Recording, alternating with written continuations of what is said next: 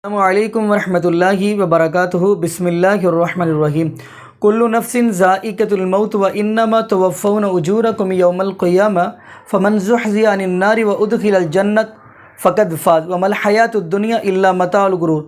नाज़रीन, जैसा कि आपको इस ख़बर का इल्म होगा कि मौलाना तारिक जमील के बेटे का यानी इंतकाल हुआ है, इस फ़ानी दुनिया से कूच कर गए। और कुछ लोग ये कह रहे हैं जी उसने ख़ुदकुशी की है, और कुछ ये कह रहे हैं कि किसी ने उसको कत्ल किया है, कुछ कुछ कह रहा है, कोई कुछ कह रहा है। खैर नाज़रीन, जैसा भी है, लेकिन मैं आपको ये बताता चलूँ कि जो भी इस दुनिया के अंदर इंसान आया है वो इस दुनिया से जाने के लिए आया, रहने के लिए कोई नहीं आया। तो इसी हवाला से एक ज़ाकर ने एक हाफिज़हुल्लाह ताला की वीडियो है मौत के हवाला से, तो आइए नाज़रीन हम वो वीडियो देखते हैं। वीडियो बड़ी कमाल की है, बंदा जब वो सुनेगा तो बल्कि वो सुनता है उसका ईमान भी ताज़ा होता है और उनको बड़े ही नॉलेज की बातें मिलती हैं। तो आइए नाज़रीन हम ज़ाकर ने एक हाफिज़हुल्लाह ताला की इसी हवाला से एक वीडियो देखते हैं, तो फिर इंशाल्लाह इसी हवाला से हम भी बात करेंगे। तो आइए नाज़रीन मिलके वीडियो देखते हैं। से सवाल किया जाए। मेरा नाम समीर सिंह है। डॉक्टर जाकिर नाइक साहब, मैं 2 दिन से आपकी तकरीर सुन रहा हूँ। आपके तकरीर में मेरे समझ में ये आ रहा है कि कुरान में सबसे ज़्यादा इंसानियत है। मेरा सवाल ये है कि दुनिया में हम जो प्रैक्टिकली दुनिया में देख रहे हैं, ये मुस्लिम ही ज़्यादा सबसे आतंकवादी है और जो मासूम लोगों की हत्या कर रहे हैं, तो इंसानियत कहाँ है? माशाल्लाह, भाई साहब ने 2 दिन तकरीर सुनी और उसे यकीन हो गया है क्या कुरान में सबसे ज्यादा इंसानियत है। माशाल्लाह, उसके मुबारक देता हूँ। लेकिन सवाल अहम है, सवाल गलत नहीं, आपका सवाल सही है। सवाल है कि हम देख रहे हैं मुसलमान ही आतंकवादी है, ये झगड़ा फसाद, मुसलमान फंडामेंटलिस्ट है, मुसलमान टेररिस्ट है, आतंकवादी है। जब हम कुरान पढ़ते हैं तो हमें इसका इज़हार होता है, लेकिन ये है क्यों गलतफहमी, जिस तरीके से मीडिया गलतफहमियां फैलाती है हम उसको इग्नोरेंस में, अनजाने में मान लेते हैं।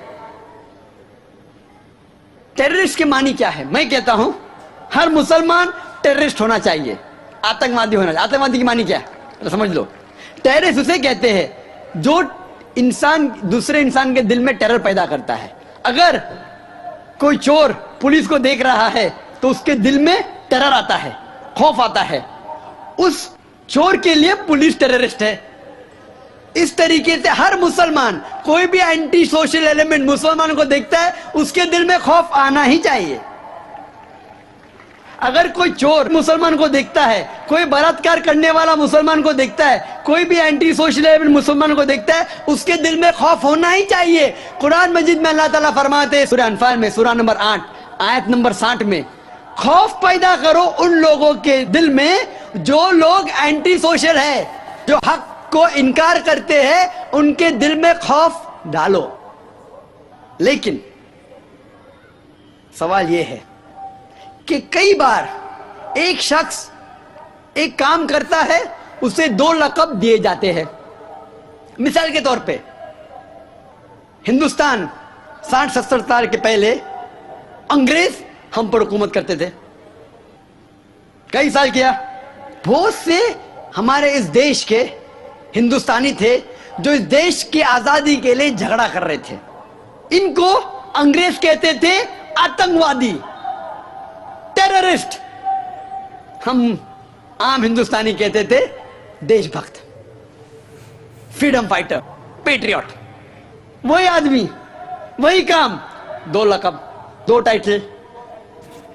अगर आप अंग्रेज की बात मानते हैं, अंग्रेज कहते हैं हमें इस देश पे हुकूमत करने का हक है। अगर उनको हक है तो ये लोग को हम टेररिस्ट बिल्कुल सही कहेंगे। लेकिन आम हिंदुस्तानी कहता है ये अंग्रेज तो तिजारत करने आए थे, इनको हम पे हुकूमत करने का क्या हक है? तो हम कहेंगे ये लोग हैं देशभक्त, फ्रीडम फाइटर्स, पेट्रियट्स। सेम आदमी, सेम काम, 2 लक़ब। वही आदमी, वही काम, 2 लक़ब। अगर आप अंग्रेज की बात को मानते हैं कि अंग्रेज को हक है इस देश पे हुकूमत करने का, हम मानेंगे कि वो आतंकवादी है, चाहे वो भगत सिंह हो या। लेकिन आम हिंदुस्तानी कहेंगे नहीं, ये तो देशभक्त है, तो आप किसके नजरिए से देखते हैं चीज को, फिर आप फैसला करेंगे वो आतंकवादी है क्या देशभक्त। आपके हिसाब से भगत सिंह देशभक्त था क्या आतंकवादी था?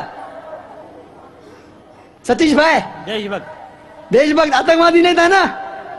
था के भगत सिंह देशभक्त था क्या आतंकवादी था? देशभक्त। हाँ, मैं भी समझता हूँ देशभक्त था। हम अंग्रेज की बात को नहीं मानते। तो जब अंग्रेज टेलीविजन पे कहते हैं, CNN BBC पे, कि मुसलमान आतंकवादी, आप क्यों मानते? सवाल वो नहीं है। मेरा जो सवाल था, आता मेरा पूरा जवाब मुकम्मल नहीं हुआ। जवाब मुकम्मल होगा फिर आपको मौका दूंगा मैं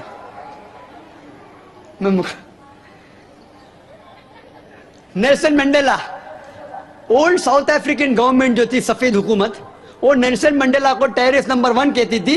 उसे अरेस्ट करके रॉबिन आइलैंड में 25 साल के लिए कैद कर दी। Terrorist number 1। जब नई हुकूमत आती है उसे छोड़ देती है, उसे प्रेसिडेंट बनाती है, टेररिस्ट बन जाता है प्रेसिडेंट। चंद साल बाद उसे नोबेल प्राइज फॉर पीस मिलता है। वही आदमी, वही काम। ऐसा नहीं कि पहले वो गलत काम किया, फिर अच्छा काम किया, फिर उसको अवार्ड मिला। वही काम के लिए जो पहली गवर्नमेंट ने कही थी, सफेद गवर्नमेंट ने, कि वो टेररिस्ट है, आतंकवादी है, नोबेल प्राइज कमेटी ने उसे नोबेल प्राइज दिया फॉर पीस, अमन के लिए। हैरत की बात है, जो आदमी आतंकवादी है उसको मिलता है नोबेल प्राइज फॉर पीस। जो आदमी का पावर है, जो आदमी वो कहता है, लोग उसकी बात को मान लेते हैं इग्नोरेंस के अंदर, अनजानी में। लेकिन कुरान कहता है सूरह इसरा में, सूरा नंबर 17 आयत नंबर 81 में, वकुल जाल हक वज़ाकल बातिल इन्नल बातिल काना ज़हूका। जब हक बातिल से टकराती है, बातिल का सर्वनाश हो जाता है। ब्रिटिशर अमेरिकन के ऊपर हुकूमत करते थे। अमेरिकन रेवोल्यूशन हुआ 18 सदी में। ब्रिटिशर्स कहते थे, मैं लंदन गया था 2 महीने पहले, वापिस से जाऊंगा 2 हफ्ते बाद।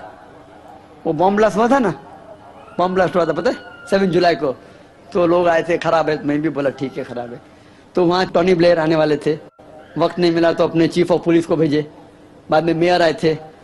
तो मैंने उनसे पूछा, आपकी इस देश ब्रिटिश गवर्नमेंट जब हुकूमत कर रही थी अमेरिकन गवर्नमेंट पे 18 सदी में, वो जॉर्ज वॉशिंगटन और बेंजामिन फ्रैंकलिन को टेररिस्ट नंबर 1 कहते थे, टेररिस्ट। उसके बाद जॉर्ज वॉशिंगटन बन जाता है प्रेसिडेंट ऑफ यूएसए, टेररिस्ट बन जाता है प्रेसिडेंट ऑफ यूएसए। वो गॉडफादर है, गुरु है किसका? जॉर्ज बुश का भी, ठीक है ना, जॉर्ज बुश का गुरु है। वो जो आतंकवादी आप कहते थे, उसके शागिर्द के दोस्त भी आप है। क्या बात है, आपका नजरिया क्यों बदल रहा है? आप कहते थे टेररिस्ट चंद सदी पहले, अभी आप उनके दोस्त थे। तो हमें यह तहकीक करना चाहिए कि क्यों उसको वो लक़ब मिला। अगर जो 11 सितंबर को हुआ था न्यूयॉर्क के अंदर, आप जो कह रहे ना मुसलमान, उसके ऊपर जवाब तो अभी आ रहा है। ये तो खाली वो स्टार्टर्स बोलते ना, स्टार्टर्स, सूप पीते पहले तो जरा बराबर खाना हजम होता है। मेन मील तो अभी है। मुझे एक शख्स ने पूछा था जब मैं ऑस्ट्रेलिया गया था, और इंग्लैंड के अंदर भी, doctor Zakir Naik, do you consider bin Laden to be a terrorist? क्या आप बिन लादेन को टेररिस्ट मानते हैं? तो मैंने कहा, भाई मैं बिन लादेन को जानता नहीं हूं, मैं यही नहीं कह सकता वो टेररिस्ट है क्या नहीं, अच्छा है क्या बुरा, मैं नहीं जानता हूं। कुरान में लिखा है सूरह हुजुरात में, सूरा नंबर 49 आयत नंबर 6 में, कि जब भी कोई बात कोई कहता है, पहला तहकीक करो फिर दूसरे तक पहुंचाओ। अगर मैं CNN और BBC की बात मानूं तो मुझे कहने पड़ेगा कि बिन लादेन टेररिस्ट है, लेकिन मैं क्यों मानूं बात उनकी? क्योंकि मैं आदमी हूं जो घूमता हूं मीडिया में, जानता हूं माशाल्लाह। तो मैं कहता हूं ना बिन लादेन मेरा दोस्त है ना मेरा दुश्मन है, मैं नहीं जानता हूं। लेकिन अब ये मुझे पूछना चाहते हैं टेररिस्ट नंबर 1 कौन है? तो ये तो जानता हूं मैं, CNN जो अमेरिकन चैनल है, जॉर्ज बुश उसका प्रेसिडेंट है, गर्व से कहता है कि हमने हजारों अफगानिस्तान लोग को बम गिराए, कत्ल किए, इराक में हजारों का कत्ल किया। ठीक है, मान भी लो बहस के तौर पे बिन लादेन ने किया, मान लो, मैं नहीं कहता हूं, मान लो बिन लादेन ने किया कि 11 सितंबर को ट्विन टावर को अटैक किया और 3000 या 5000 लोग मरे। लेकिन अगर 3 या 4000 लोग मरे, 5000 लोग मरे, उसका यह मतलब नहीं होता है कि आप उससे डबल लोग को अफगानिस्तान में मारे एक आदमी की वजह से। कर सकते? अरे बिन लादेन को पकड़ के मारो ना, अगर मानना है तो। अगर उसने किया, सबूत है तो सबूत पूछते अफगानिस्तान गवर्नमेंट ने मरने कि सबूत क्या है, वो सबूत देता टोनी ब्लेयर को। है सबूत पूछ रहा अफगानिस्तान कि आप मुझे सबूत दो, सबूत क्या है तो हम उस पर तहकीक करेंगे, सजा देंगे उसको। वो सबूत देता है मुशर्रफ को, पूछ रहा है आपका किधर का इंसाफ है, ये किधर का इंसाफ है। प्लेन भेजते हजारों लोग का कत्ल किए अफगानिस्तान में, इराक में। मैंने कहा यूके में, ऑस्ट्रेलिया में, यहां भी अगर टेररिस्ट नंबर 1 है तो जॉर्ज बुश है।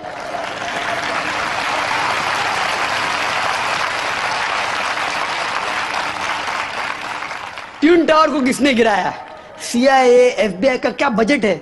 इन लोग गर्व से कहते हैं अगर परिंदा भी पेंटागन के ऊपर उड़ेगा तो हम पहचान सकते। एक हवाई जहाज 1.5 घंटे बाद आके उसमें ठोक देता है, उनको पता ही नहीं चलता है। बहुत से अमेरिकन लोग, मुस्लिम लोग छोड़ो, क्या कहते हैं अमेरिकन लोग, क्रिश्चियन लोग कहते हैं क्या ये इनसाइड जॉब था, अंदर की बात थी, ये अंदर की बात। जिस तरीके से ट्विन टावर गिरा वो प्लेन के जरिए गिर ही नहीं सकता है। कितने लोग कहते हैं कि ये जॉर्ज बुश ने किया अपने वोट बैंक के लिए। कल मैं कह रहा था ना पॉलिटिशियंस के बारे में, कल की तकरीर सुनी ना आपने, हकीकत लगी कहने क्या होगा? 5,000 लोग को मारो, वोट तो मुझे मिलेगा। $1 ट्रिलियन नुकसान, क्या फर्क पड़ता है? अगर नहीं गिराऊंगा ट्विन टावर को तो मैं थोड़ी इलेक्शन में आऊंगा। क्या करो? 1000 लोग का कत्ल करो, नुकसान करो करोड़ रुपए का, मैं तो आ गया वापस सीट पे। ये मैं नहीं कह रहा हूं, ये मैं नहीं कह रहा हूं, ये अमेरिकन लोग कह रहे। तो गलत है, मैं नहीं कह रहा हूं कि जॉर्ज बुश ने गिराया। मैं जानता ना, मैंने तहकीक थोड़ी की। मैं कह रहा हूं कि बाकी लोग क्या कह रहे। अमेरिकन लोग कहते हैं कुछ लोग कि बिन लादेन ने क्या कुछ ने कहा जॉर्ज बुश। लेकिन ये तो मैं जानता हूं कि मैं टीवी पे जो देखा हूं वो खुद के चैनल के ऊपर कि जॉर्ज बुश गर्व से कह रहा 1000 लोग को मैंने मारा हूं, इसीलिए मैं जॉर्ज बुश को टेररिस्ट नंबर 1 कहता हूं। ये बाबरी मस्जिद में जो हुआ हिंदुस्तान में, गुजरात में क्या हुआ, वोट बैंक के लिए हिंदू मुस्लिम में झगड़ा करो। बाबरी मस्जिद को कौन जानता था पहले? आप जानते थे? सुने थे बाबरी मस्जिद के बारे में? ये दंगे फसाद के पहले 1985 के पहले सुने थे? नहीं सुना था। मैं भी नहीं सुना था। ये वोट बैंक के लिए झगड़ा फसाद, 1000 लोग मारे गए। गुजरात में जो हुआ क्या सही हुआ? अगर पुलिस चाहती तो, हमारे हिंदुस्तान पुलिस में माशाल्लाह इतना पावर है कि अगर चाहती तो दंगा फसाद हो ही नहीं सकता। बंबई में जो हुआ 1992 में, इफ द पुलिस वांटेड, किसकी जरूरत के बाहर रास्ते पे है?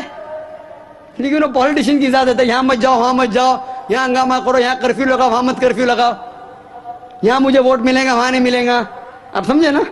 तो ज्यादातर चाहे इंग्लैंड में हो या अमेरिका में हो कि हिंदुस्तान में हो, कोई भी पॉलिटिशियन हो, तो पॉलिटिशियन की हरकतों की वजह से, जैसा मैं कल कहा, तो लेबल लग गया अभी मुस्लिम लोग पे टेररिस्ट। अगर आप जानते गुजरात में कितने लोग के मां का अपने आंख के सामने बलात्कार हुआ, बलात्कार करने वाला पड़ोसी है, उसके ऊपर कोई एक्शन नहीं लिया जा रहा है, तो वो कानून अपने हाथ में लेता है, गलत करता है, हम भी लेता है, क्या करें? सब समझ रहे? तो हमें ये जानना चाहिए इस आतंकवाद की जड़ क्या है।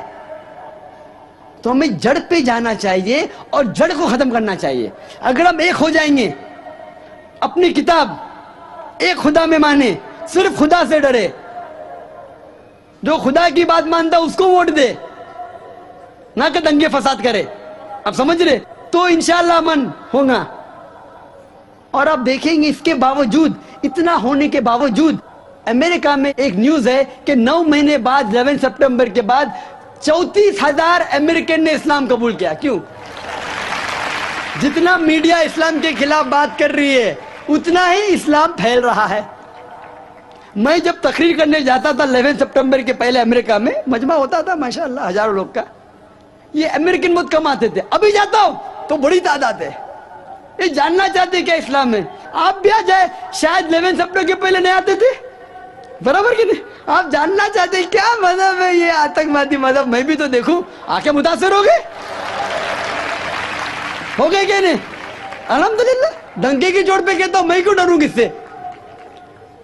क्योंकि अल्लाह ताला फरमाते हैं सूरह अल इमरान में, सूरा नंबर 3 आयत नंबर 54 में, मकरुम मकरल्लाह वल्लाहु खैरुल माकिरीन। उनने प्लान किया, प्लानिंग की, अल्लाह ने भी प्लानिंग की, सबसे बेहतरीन प्लानर अल्लाह है। ये वेस्टर्नर्स प्लानिंग कर रहे कि इस्लाम को दबाने को, इस्लाम और बढ़ रहा है और फैल रहा है। जितने दबाने की कोशिश कर रहे हैं फैल रहा है। मीडिया कहती है कि इस्लाम में खवातीन के हुकूक नहीं है। 2/3 ऑफ द पीपल एक्सेप्टिंग इस्लाम, 66% के ऊपर जो लोग इस्लाम कबूल कर रहे हैं अमेरिका और यूरोप में, वो वुमेन है, औरतें। अगर औरतें को हुकूक हक नहीं मिलते इस्लाम में, तो ये अमेरिकन औरतें इस्लाम क्यों कबूल कर रहे, यूरोपियन औरतें क्यों कबूल कर रहे? क्योंकि इनको इस्लाम में जितने खराबी दुनिया में है उसका हल मिल रहा है। योन रेडली थी एक ब्रिटिश रिपोर्टर जो अफगानिस्तान में गई थी रिपोर्ट करने के लिए तालिबान के वक्त। जिस तरीके से सलूक किया तालिबान ने उनके साथ, मैं तालिबान का दोस्त नहीं हूं भाई, तो आप बोलेंगे तालिबान का एजेंट आ गया। मैं ना बिन लादेन को जानता हूं ना कोई तालिबान को जानता हूं, हक की बात कहता हूं, डरता नहीं हूं। अगर ब्रिटिशर्स ने कहा कि भगत सिंह टेररिस्ट है, मैं उनके खिलाफ हूं, डरता नहीं हूं। तो योन रेडली ने इस्लाम कबूल किया, बाद में गई थी खिलाफ लिखने के लिए, मुतासिर हो गए, मुस्लिम बन गए। तो इसीलिए हमें हक की तहकीक करना चाहिए और हमें जो लोग हक के खिलाफ है उनके साथ जंग करना चाहिए। तभी आपने ये वीडियो मुलादा फरमाई, तो आइए नाज़रीन, पहले नंबर पे आपको भी इस बात का इल्म है कि मौत बरहक है, कि हर इंसान ने इस दुनिया से जाना है, क्योंकि ये फ़ानी है दुनिया। इसलिए तो कुरान कह रहा है कुल्लु मन अलैहा फ़ान, हर चीज़ फ़ना हो जाने वाली है। वयबका वजहु रब्बिका ज़ुल जलाली वल इकराम, सिर्फ़ एक अल्लाह रब्बुल आलमीन की ज़ात बाकी रहेगी, बाकी हर चीज़ फ़ना हो जाने वाली। और नाज़रीन दूसरे नंबर पे ये भी बात करते हैं, और कुछ लोग ये कह रहे हैं कि उनका ज़हनी तवाज़ुन ठीक नहीं था और उन्होंने अपने आप को गोली मार ली है। तो नाज़रीन इसी वाला से हम बात करते चले। नबी पाक सल्लल्लाहु अलैहि वसल्लम की हदीस है कि 3 बंदों से कलम उठा ली गई है। नंबर 1 नाबालिग बच्चा, उससे भी कलम उठा ली गई है, जो मर्ज़ी करे उससे में गुनाह नहीं है। दूसरे नंबर पे मजनू है, पागल है, यानी कि जिसका दिमाग ठीक नहीं है, उस पर भी कलम उठा ली गई है। और नंबर 3, आपको नाज़रीन पता है कि बंदा सोया हो, उसको पता नहीं चलता उसने क्या कहाँ रात गुजारी, क्या पता है उसको। तो 3 बंदों से कलम उठा ली गई है। और कुछ लोग ये कह रहे हैं उनका ये दिमाग ठीक नहीं था, उसने गोली मार ली। तो कुछ कह रहे हैं और कुछ कह रहे हैं किसी ने कत्ल किया। तो नाज़रीन अगर इसी वाला से देखा जाए कि अगर किसी ने कत्ल किया, पता नहीं क्या मसला मसाइल था। और हम तो ये दुआ करते हैं अल्लाह पाक उनकी मग़फ़िरत फरमाए, और ये भी हम दुआ करते हैं अल्लाह पाक उनको जन्नतुल फिरदौस में जगह अता फरमाए। और अल्लाह पाक उनके जो वालिदैन हैं मौलाना तारिक जमील, अल्लाह पाक उनको सब्र जमील अता फरमाए। जज़ाकुमुल्लाहु खैरा, अहसन जज़ा। अस्सलामु अलैकुम व रहमतुल्लाहि व बरकातुहू।